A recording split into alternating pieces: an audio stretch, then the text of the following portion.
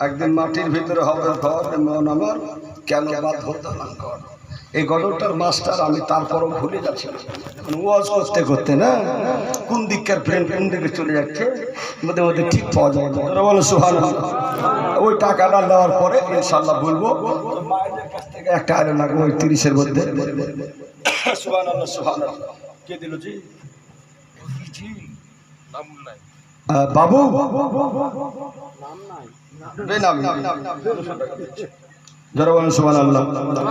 একদিন মাটির ভিতরে হবে ঘর রে মহনামহর কেন বাঁধো ও দালানি ঘর। একটু জোরে বলো সুবহানাল্লাহ। বলছি তো আমি, একটু জোরে জোরে বলেন।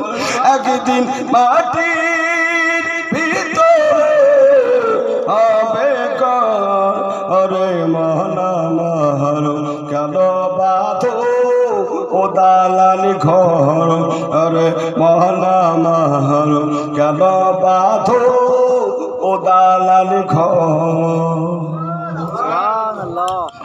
প্রাণ পাখি উড়ে যাবেন পিঞ্জর ছেড়ে, ধরা যাবি সবই রবে তুমি যাবে চলে। জোরে বলেন।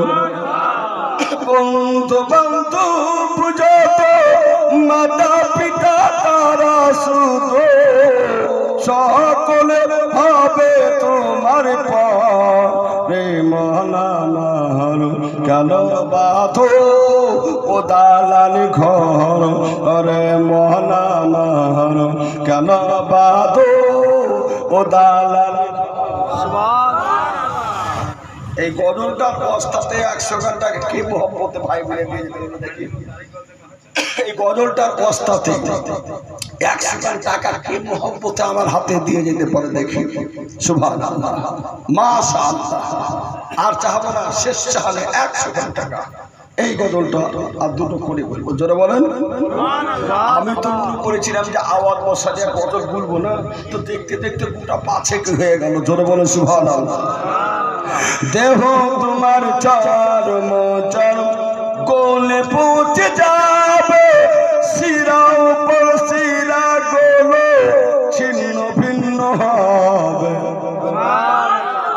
এজন্য বলা হবে না মন তুমি রূহ দণ্ড সবই হবে খণ্ড খণ্ড। মন তুমি রূহ দণ্ড সবই হবে খণ্ড খণ্ড। পড়ে রবে মাটির উপরে মহনামহর কেন বাঁধো ও দালানি ঘর রে মহনামহর কেন বাঁধো ও দালানি ঘর। হবে না একটা ভাই উড়িয়ে দিয়ে দিয়েছে যার কাছে চাহবো না, এই একটা দিতে হবে 100 আল্লাহর ওয়াস্তেই গজলটা শেষ করে দেবো, দাঁড়িয়ে কিয়াম করে দেবো। জোরে বলুন সুবহানাল্লাহ। দেখি আবার কোন দরদি ভাই আছে মাত্র 100 টাকা এই গজলের অবস্থাতে। একদিন মাটির ভিতরে হবে ঘর রে মহনামহর কেন বাঁধো ও দালানি ঘর রে মহনামহর কেন বাঁধো ও দালানি ঘর। সুবহানাল্লাহ। হ্যাঁ